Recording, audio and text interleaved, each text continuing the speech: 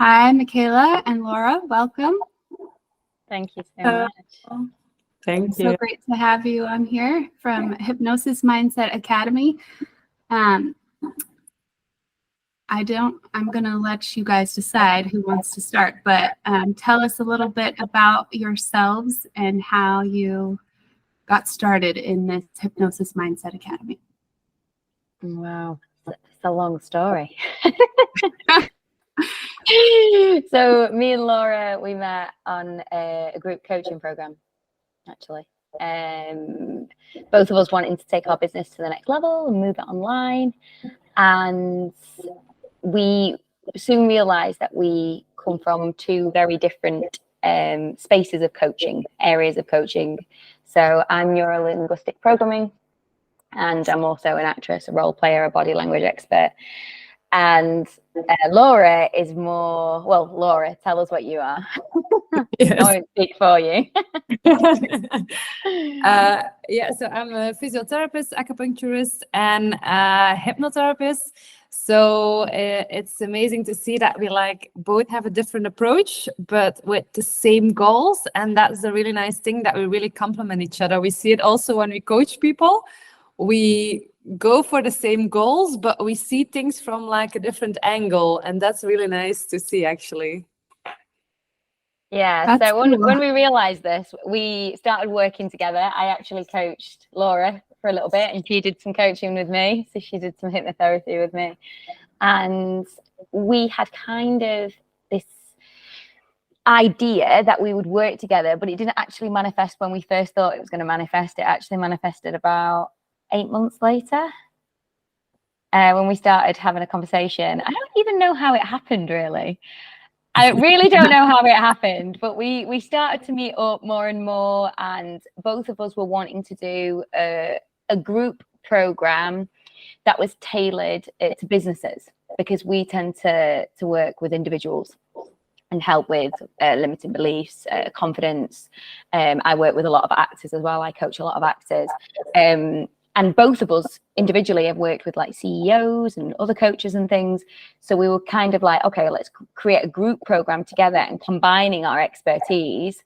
And yeah, let's see how that works. And that's what we're doing.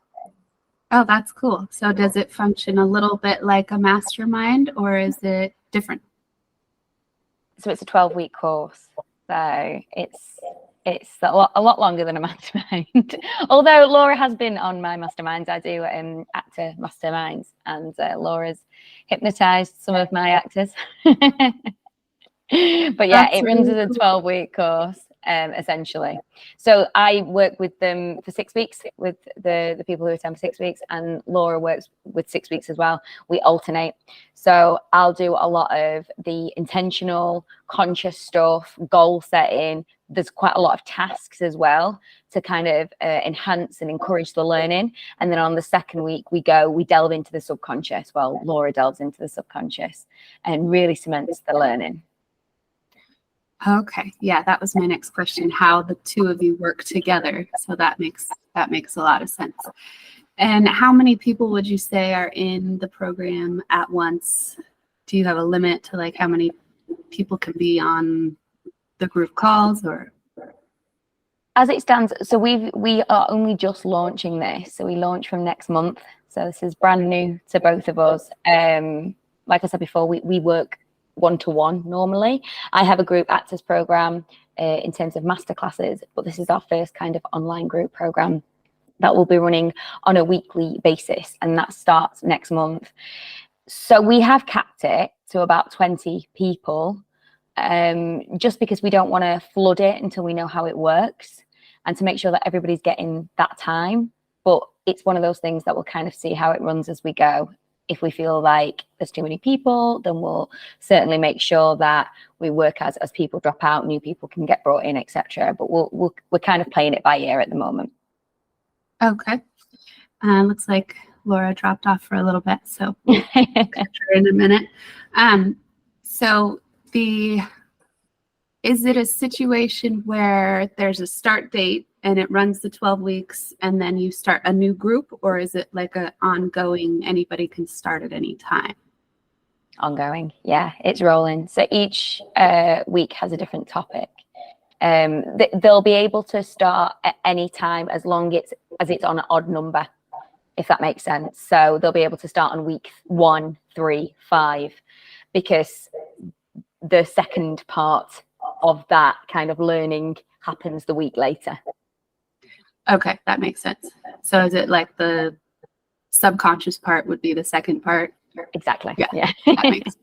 That makes a lot of sense. That would be confusing to jump in at that point. Like, imagine. well, that's really exciting. So I have worked with many coaches at this point, and one of mine was a profit and pricing coach for my accounting business. And at first I was like, group coaching, I don't know, like, what about privacy? What about, like, I don't want people to know all my stuff. And also just kind of like, how are we going to deal with my specific issues? But what we found was that the group coaching was so incredibly valuable because we had solidarity with our peers, and we had, learned things that each other hadn't learned, that even the coach hadn't learned. And so that sharing was really, really valuable. So how did you guys kind of come to that? Do you find it to be the same, or? Yeah, I had the same feeling actually. At first, before I ever did group coaching, I was like, yeah, that's not gonna work that good because you're in a group and I will be afraid to share and things like that. But then I started to be in group coaching, and I've been in different ones, and every time it's like, wow, this is so powerful because you learn so much from each other. And it's also like the energy of the group. When you celebrate, you lift each other up, and it's so amazing to see what happens in group coaching. And I got to learn so much from the other people, and yeah, I love it because you also build like this great community where you meet like-minded people, and that's also like a very, it's a strength of group coaching, and I start to love it actually. I think it's powerful and so transforming. Michaela, did you also feel that way about group coaching, or did you have a different? You know what, I did. I really enjoyed it, but I kind of went into it wanting that community as well. So for me, I'd done one-to-one coaching, and I was looking for something a little bit different to find an environment that was kind of nurturing people with the same goals and aligned goals, because no one I know does what I do. Yeah. So for me, it was about making those relationships and those connections that would, and those friendships, that would hopefully stay with me throughout my own coaching. So yeah, but absolutely loved it, learned so much. And it is the people that I've met from the coaching experience, from those group coaching experiences, that have made it what it was, without a doubt. Obviously, the content that I learn, absolutely, but it's the application of learning of the content that really makes the difference. It's the taking of the action, isn't it?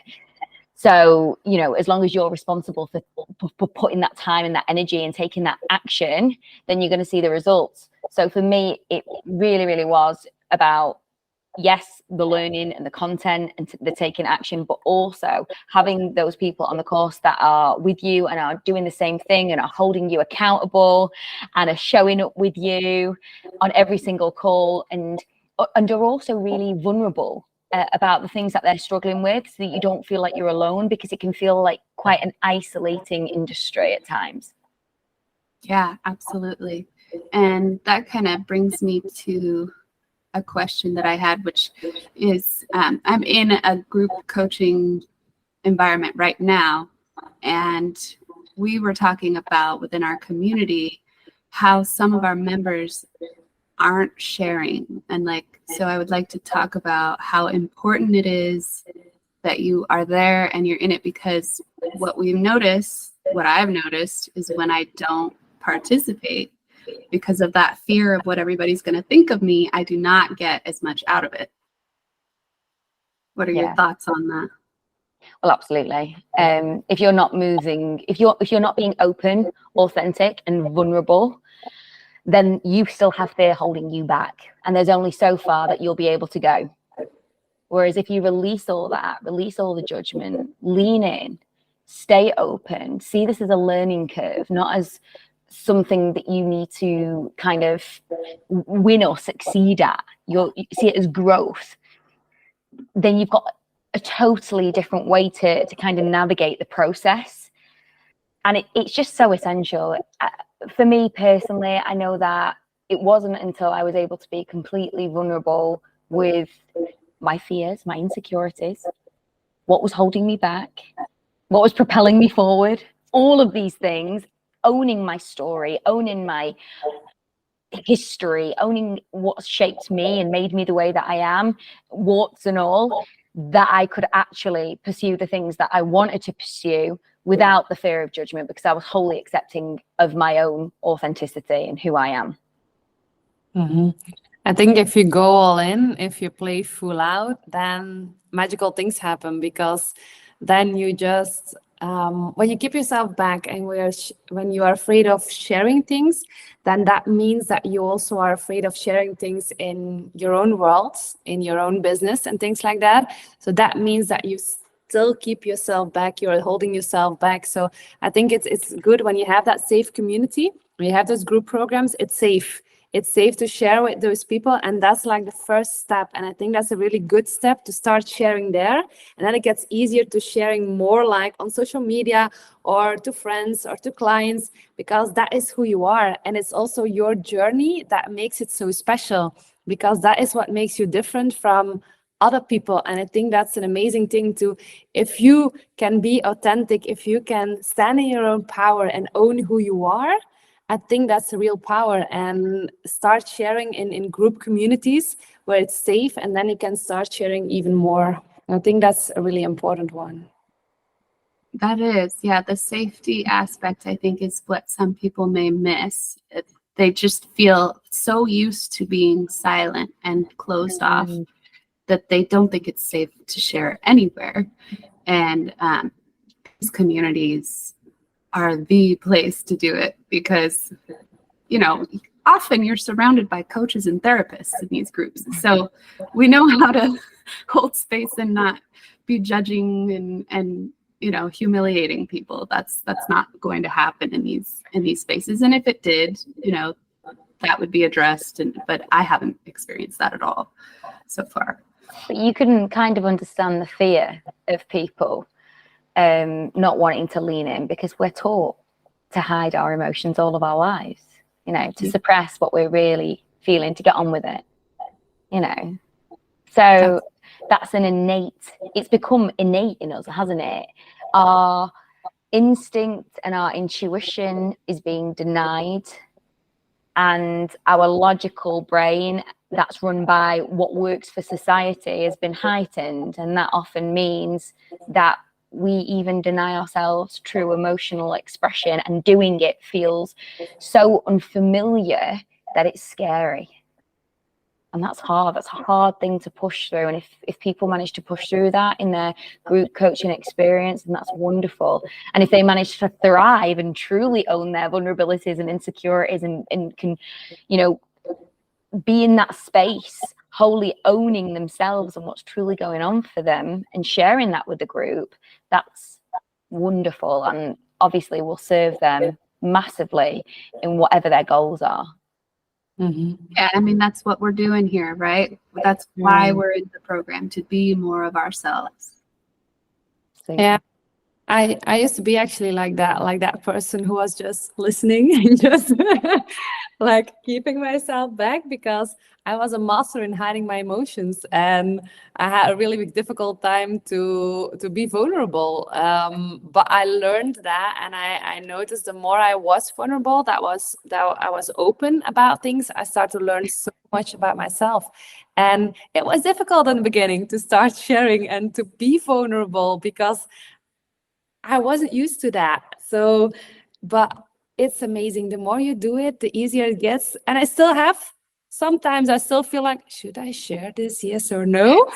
But the moment that I actually do it, it feels so good, because then you start owning yourself and you learn about yourself, and that is so powerful. And it's like, it's getting outside of your comfort zone every single day, and owning that, and get used to that. And for me, I like to do things to get outside of that comfort zone, to grow, and it feels so good, because every time you can say like, oh yes, I did this, and be proud of yourself.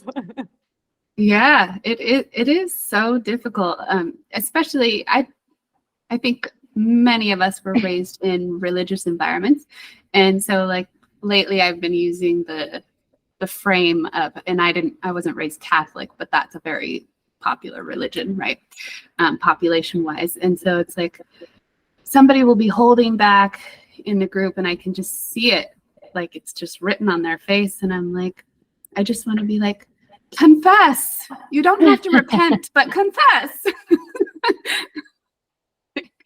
It will free you. The truth shall set you free, right? We've heard that. But they probably know that, don't they? They know and they want to, but it's just so hard. And like Laura said, you know, the first hurdle and moving into it, the first time it's really difficult. But then after you do it again and again and again, it becomes really empowering. But it's like the first time that we do anything, you know. So they know what they need to do.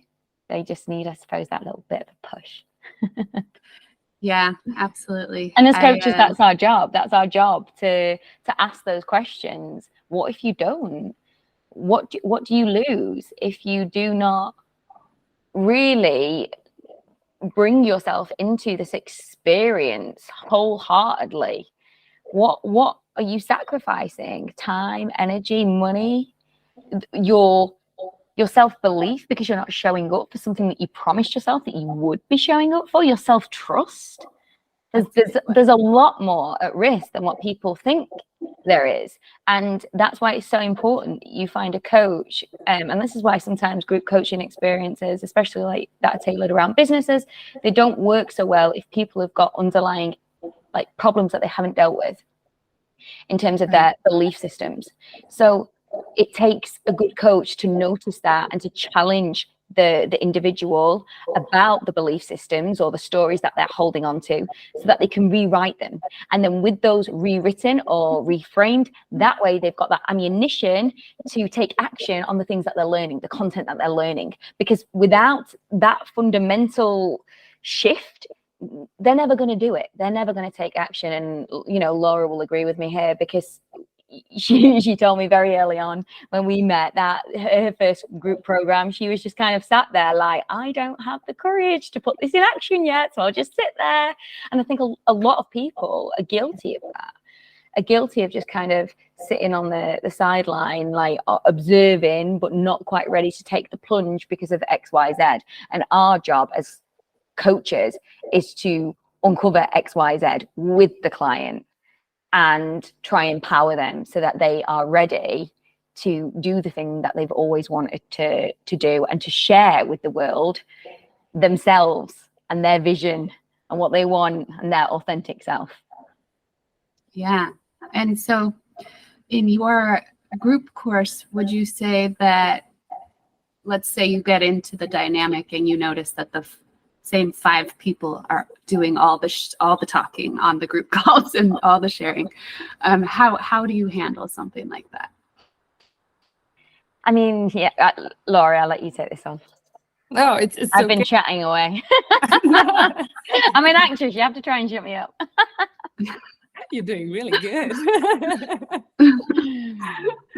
No, I think we both have we can have a different approach. We can approach them like separately, or we can talk about it. We can actually, I think it's going with the flow, because right now I'm not sure how to address it, because I think it's different for every group. Mm-hmm. You can talk to them like separately and tell them like what's going on and how do you feel, things like that, or you can really use the group dynamic to get them forward, or separate them like in little groups. So as they start talking like to one person or two persons, because that was something that we also wanted to do, was separating them in little groups so they can talk to like 1, 2, 3 persons. It depends of the group. And then it's easier to start talking. And when they get to know each other, then they have that trust and they build that trust. I think that's way easier to start talking. And then it's easier to start talking in group also. So I think it really depends from the group dynamic. I don't know what you, yeah. Yeah, I totally agree with you. I think that it's going to depend on the people that you have. And as coaches, we are aware of what, usually, we are aware, hopefully, of what the individual needs. So I have a much more direct approach than Laura. So for most people, I would be WhatsApping certain individuals and just querying, saying, I'm noticing you're a little bit quieter. What's going on? You know, I'm curious. Are you holding anything back? Are you just digesting? Are you observing what's going on? And asking them those key questions that are going to get them thinking and get them reflecting on their own behavior in the group, and whether that's something that they want to continue with, or it's something that they need, or it's something that could be challenged, you know? So I would certainly have a more direct approach, but again, that would depend on the individual, because some individuals, you know, you give them a little poke and it's gonna scare them crapless, and it's not gonna do what you want it to do. Some people need a little bit more nurturing, so it really depends on the individual. But yeah, we've spoken in the sessions, we are doing group work. So there will be people separated into different groups. If you notice that you've got a couple of talkers, I'd probably make sure that those talkers were together. They can chew each other's ears off. And you know, the quieter ones together as well, and just make sure that those groups are mixed up and not the same the whole duration of time either. But yeah, we'll be having a WhatsApp group as well. There'll be loads of different ways that you can contact me and Laura. And part of the program as well is that we do actually offer, you've got a group coaching program, but you can take it to the next level where you get one-to-ones with me and Laura as well. So that would give people who kind of maybe were a little bit more on the fence, they want to take their business or their coaching or whatever it is they want to propel online to the next level. But if they feel like they've got some limiting beliefs or some insecurities or some fear of judgments holding them back, they might want to take that option of the one-to-ones as well, just to really kind of full throttle engage with the process. Yeah, absolutely. That makes a lot of sense. And we've had some feedback within our group that when we have those little breakout groups, that helps some of the quieter people to speak up a little more. But for sure, if you get into a program and you feel like, oh my goodness, I am in way over my head. I mean, it's completely natural to walk into that group environment and compare yourself to everybody who's there. I mean, that's what happens at the beginning. That's what we do. We look around and we're like, oh my God, these people are so much better than me. They have so much more experience. What am I doing here? And, you know, you can be halfway through a program and those feelings can come up again. And it's just important that we stick with it. We power through. We understand that everybody has those feelings. And there's no way that this person is so much better than you and so far advanced, because they may be in some ways and not in others. I think that's so important, and that's why as part of our program we dedicate a week, basically 2 weeks, to emotional regulation and to understand what's going on and to really challenge those negative thoughts as they come in and the internal judge inside your head. And I think a lot of group programs, they don't actually do those deep dive works that me and Laura are doing for that reason. Because essentially, no, we are not miracle workers. We can't stop the thoughts coming into your head. That's not going to happen. But we can help you catch them. We can help you challenge them. We can help you reframe them and change them into something more positive that's going to empower you. And you leave this program thinking, wow, I actually have a strategy, a structure to control the way that my emotions affect me. And that is more powerful than anything that I could teach you in terms of creating a business. If you can emotionally regulate and manage your emotions and manage your state, you're onto a winner. that's all you need. Yeah, I think that's a very important part of our program, because we are not just about strategies and stuff like that, but we are really working on that confidence and like the emotional regulation, because it's all about the mindset. And if you keep holding yourself back, you can have the best strategies of the world, but if you are not implementing them, or if you keep hitting that ceiling, your own ceiling of what you can reach in life, then nothing's really going to happen. So we really want to break through those things, give them that confidence, and also the emotional regulation and stuff like that, how to deal with the stress, how to deal with life, stuff like that, so they really can move on and they really can go to that next level. Because so many people are just locked inside their current self-image, or even their past self-image. Many of us, our self-image hasn't updated. So, you know, we got our qualification for coaching 5 years ago, and we're only just now believing that we're a coach, for example, you know? Whereas we got the qualification 5 years ago, and we've had our business for that long, and we've been coaching, you know, so there's so many different people. I get this with actors all the time. Like, I'll work with actors and they'll be 7 years into their acting career, and they're only just feeling now like they're a professional actor. There's a delay in our self-image. And ultimately, for us to be successful, we actually need to have a self-image 5 years ahead. That's where we need our self-image to be, not 5 years behind. So there's a lot of self-image work that we do in our program as well to make sure that we're aligned. So like what Laura said, we're not hitting that glass ceiling of where we think our self-image is, or who we think we are and what we're capable of.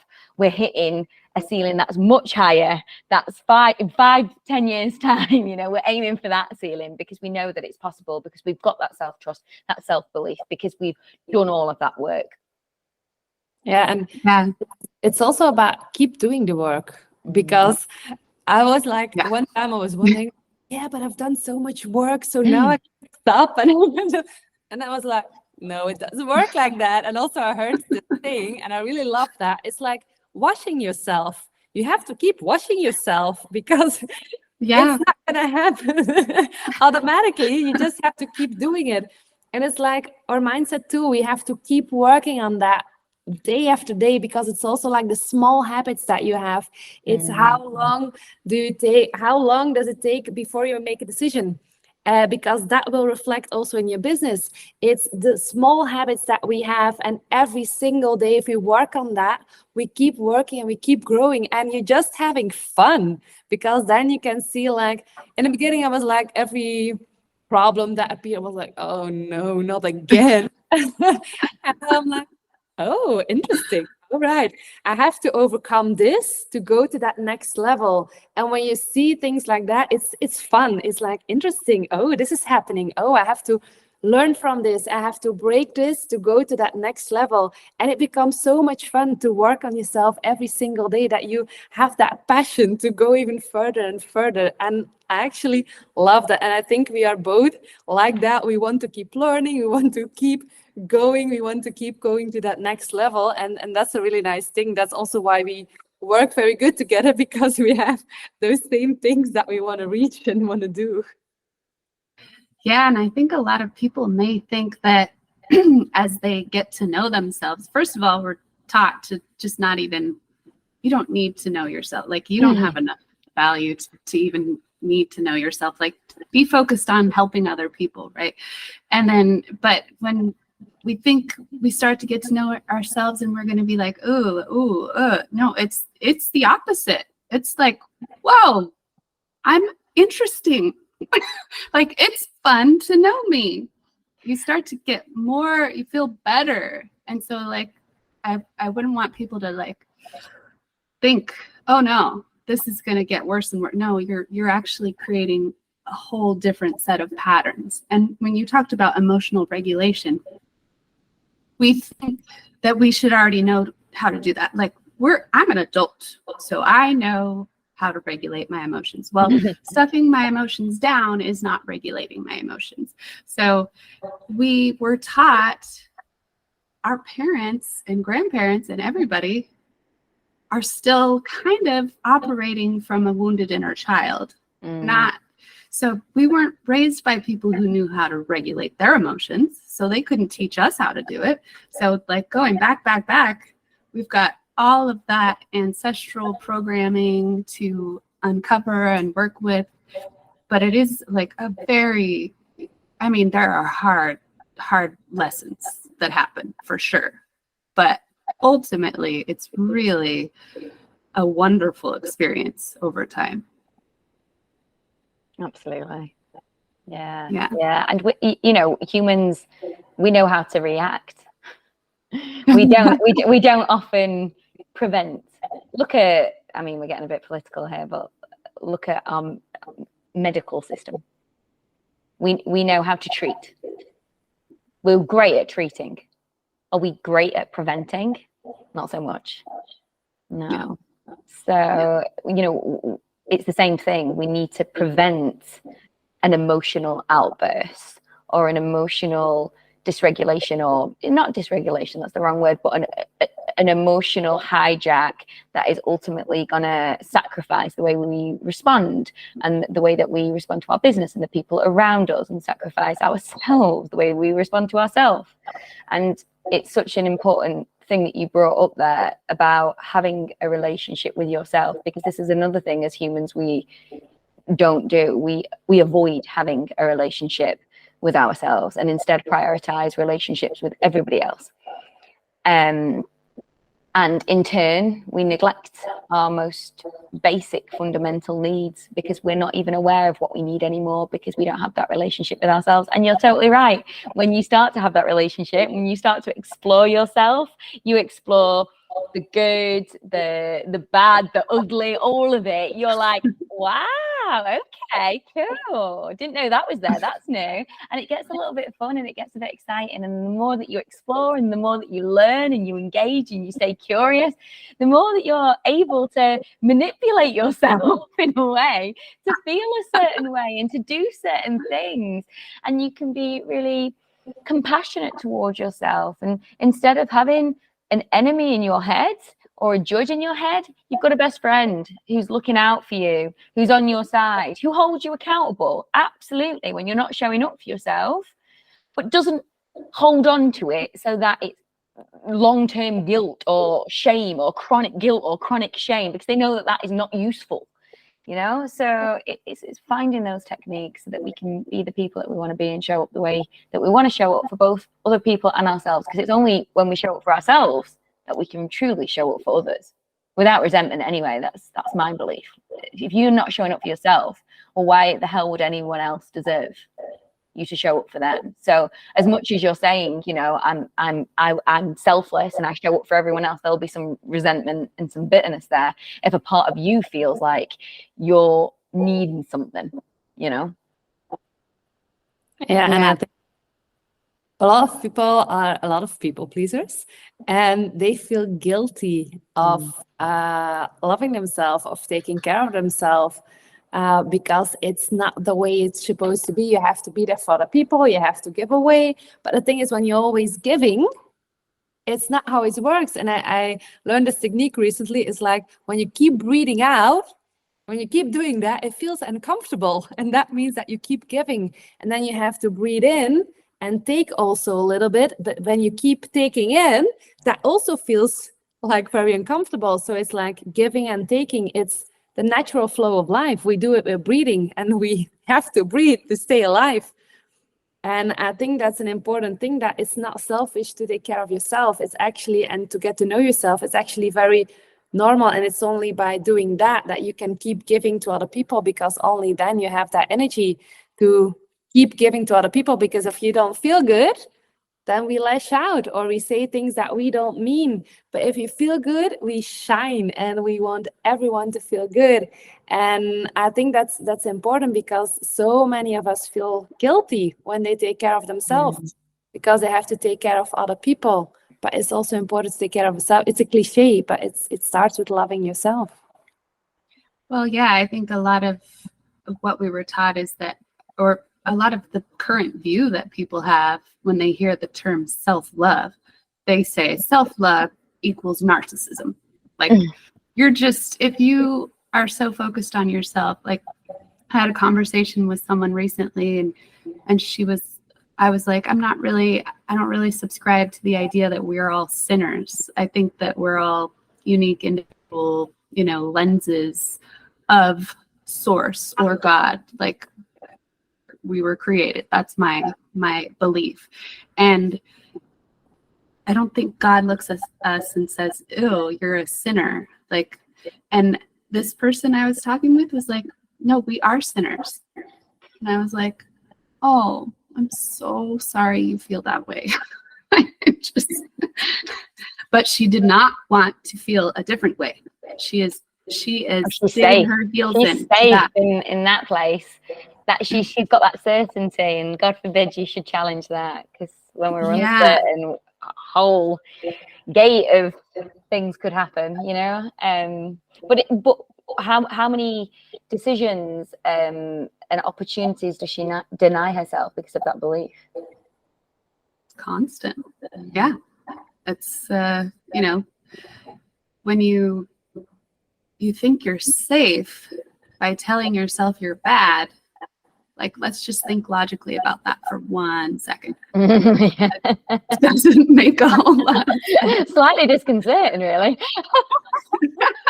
Are we going to see her on the news? I hope not. Yeah, but it's just, it's an unfortunate bad habit. As children, we have that caregiver who's triggered, and then they yell at us or they say something disparaging to us, and then over time we start to do the same thing to ourselves. And sometimes, I think I was talking with my coach yesterday, and he pointed out to me how I was being an authoritarian to myself. Like, he's like, maybe you're just like in a place that's really hard right now, and you could give yourself a little more compassion. And I'm like, yeah, I'm teaching this, and yet I'm still doing it, which is completely normal and common. Like, we all have just deeper and deeper levels of where it's happening consciously, and we find out more and more. But I feel like coaches are often they give so much, but we're usually the people that actually need to give to ourselves more. Ironically, that's sometimes where I certainly know that I have to practice every day and making sure that I am keeping my boundaries and looking after myself, because, like, I know you spoke a lot about our upbringing and our parents, but a lot of our behaviors are to do with, the role that we played with our parents. And I know that I was almost the parent figure with my mum. So, I was always looking after her. So that's the role that I know. And it's probably why I'm a coach, probably why I'm an actress as well, because I used to entertain her all the time as well.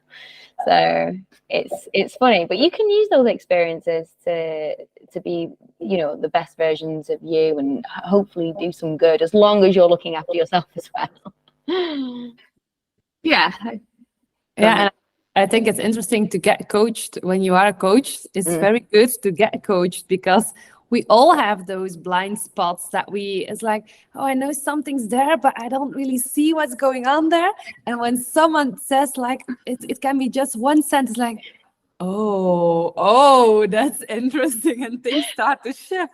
And I love being coached, because you get to learn so much about yourself. And I think it's important, if we want to help other people, that we keep helping ourselves and keep working on ourselves and keep finding those blind spots. Like you said, finding out those things about yourself. Like, it's so interesting to find out those things, because we keep growing. So we keep hitting those new blind spots. So it's important, yes, to see them every single day and to work on ourselves. Me and Laura went to Tony Robbins together, and in that short period of time that we stayed with each other, we were laughing because we were with each other. So essentially, you just go into the coaching experience when you're with another coach. If you see an opportunity for a breakthrough, and they're with you because they're just like on the ride, they're engaged, they want to learn and grow. So we were having breakthrough after breakthrough after breakthrough. We weren't sleeping. Oh my God. It was amazing. It was such a wonderful experience. But yeah, like Laura says, someone can say one thing. Like I heard something on a podcast, and this is the amazing thing when you're a coach, you actually become very good at self-coaching. I don't know whether you two agree, but I've become very good at self-coaching. And someone said something on a podcast, and it got me thinking, and I was like, oh, and it was a huge breakthrough. You know, I've always had I hate to use the word trigger because I suppose it's more of a habit, but I've always had this habit of being a little bit, not annoyed, but a little bit like, ugh, when someone's not doing something to help themselves. Mm-hmm. And I realized, right? But I realized that was the biggest thing that used to annoy me about my mother growing up. And I couldn't, and it was more about me not being able to help her. I couldn't change it. And that lack of control, you know, that was the thing. That was, so whenever I see it in someone else, it's almost like I've got a responsibility that I can't help it. I can't help it. And it was just a bit of a breakthrough moment. I was like, oh, okay. Another reason why I'm a coach. Yeah. But yeah. When you played that adult child role, and you were just like, I want everything to be safe and I feel so responsible for it. And then you kind of just grow up. Yeah, I would say probably a lot of coaches have that type of experience. So how do people sign up for your course? Okay. Like looking at each other. Yeah, they can just send us a message. We're also gonna launch some ads. We've got a website, we've got Instagram, we've got Gmail. So if anyone is interested, they can slide into our DMs or give us a little message, and we can tell them the start date and where we go from here. I guess it's all on Zoom, so it's not in person. As you can probably tell, I'm from England and Laura's from Belgium, so that would be quite hard to navigate. But yeah, it would be just contact us directly, or you can go through our individual Instagrams and Facebooks as well, whatnot. But the Hypnosis Mindset Academy email is probably the best route, and the website. We've got a little form on there as well that people can contact us on. And we'll have all of that information in the episode description. Yeah. Awesome. Well, it's been really fun talking with the two of you. Do you have anything else you want to add or leave the audience with? It was actually really amazing to meet you too, and to see how it's so cool to see how other people think, and it's so alike. And I love the way that you ask the questions. I love the way that you interact, and yeah, thank you for having us also here on your podcast, because it was so amazing to get to know you. So thank you. Yeah, it was really lovely. So nice to meet you, and to broaden our community, meet like-minded people. It's always great to connect. So thank you for the opportunity. And you need to update us on what you're doing. Hopefully me and Laura will have a podcast at some point. It is in the pipeline. We're considering YouTube channels, podcasts, all of that, but one step at a time. And then we'll be able to return the favor and have you on. And you can tell us what you're doing. Yeah, awesome. Yeah, it's been really fun, and one thing at a time. Absolutely. Yeah. All right. Well, we'll talk soon. Speak soon. Take care. Speak soon. Thank you. Bye. Bye.